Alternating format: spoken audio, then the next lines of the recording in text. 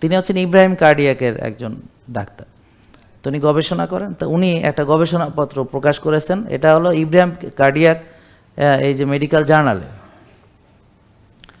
তো আমি ওদিন এটা নিয়ে প্রোগ্রাম করেছিলাম, আপনারা এই ভিডিওটি দেখবেন, ইউটিউবে আছে এবং ফেসবুকেও আছে। তো দেখেন ওখানকারই ডাক্তার বলছে যে ইনসুলিন ডিটেক্ট না করাটা একটা অপরাধ, চিনি মাপা দিয়ে শুধু ডায়াবেটিস কোনোদিন কিছু করা যাবে না, অবশ্যই কেন চিনি বেশি সেটা দেখতে হবে। হ্যাঁ, এবং ঠিক ওই রোগের যে প্যাথোফিজিওলজি আমরা যেটা বলছি উনি সেইটাই ওখানে উল্লেখ করেছেন। তো সেই জিনিসটা এখন দেখেন উনিও একজন ডাক্তার, আবার ওখানে বসে ওনাদেরই সব ডাক্তাররা আবার 6 বেলা চিনি খেতে দিচ্ছেন। আপনি ধরেন বাজারে গেলে যেমন পচা মাছ কিনে আনেন না, বা আনলেও বইয়ের ধাতানি খান হরেবার, তা এখন মাছ পচা কিনা সেটা দেখা যেমন আপনার দায়িত্ব, হ্যাঁ ঠিক এমনি আপনি কার কাছে যাবেন সেটাও আপনার দায়িত্ব, আপনি কোন ডাক্তার দেখাবেন সেটাও আপনার দায়িত্ব, নাকি বলেন?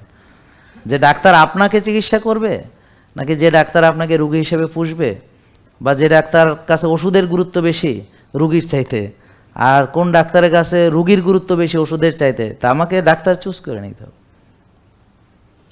আছে না? অনেকে এসে বলে হ্যাঁ ডাক্তারের ব্যবহার খারাপ, তো তুমি গেছো কেন? একটা ডাক্তারের কাছে কিছু খোঁজ নাও, যে এই লোকটা আরও কয়েকশো রুগী দেখছে, যে ওনার ব্যবহারটা কেমন, খোঁজ নাও। তো তুমি নিজে ভিজিট দেবা, হ্যাঁ তোমাকে সময় দিয়ে দেখবে কিনা খোঁজ নাও। তা তুমি যে বোকার মতো যাইয়া মানে 2 মিনিটে বাইর করে দিয়েছে ব্যবহার খারাপ, তা তুমি আগে খোঁজ না নিয়ে গেছো কে?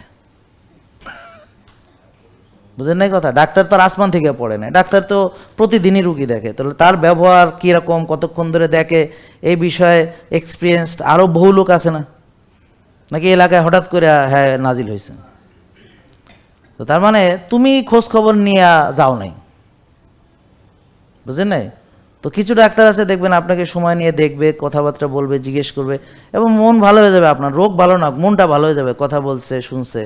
তা মানুষ তো এইটাই তো যায় ডাক্তারের কাছে, বুঝতে পারছেন না? এর জন্যই তো যায়। আর ওষুধ তো ফার্মেসির লোকও লিখতে পারে ভাই। এখন তো আপনার জ্বরের ওষুধ আপনি জ্বর করলে হেরাও অ্যান্টিবায়োটিক দিয়ে দেয়, জিথ্রোমাইসিন খাওয়া দেবে, হ্যাঁ। তারপর ব্যথার ওষুধ তো ফার্মেসি থেকেই ওরা এখন নেয় মানুষ, হ্যাঁ।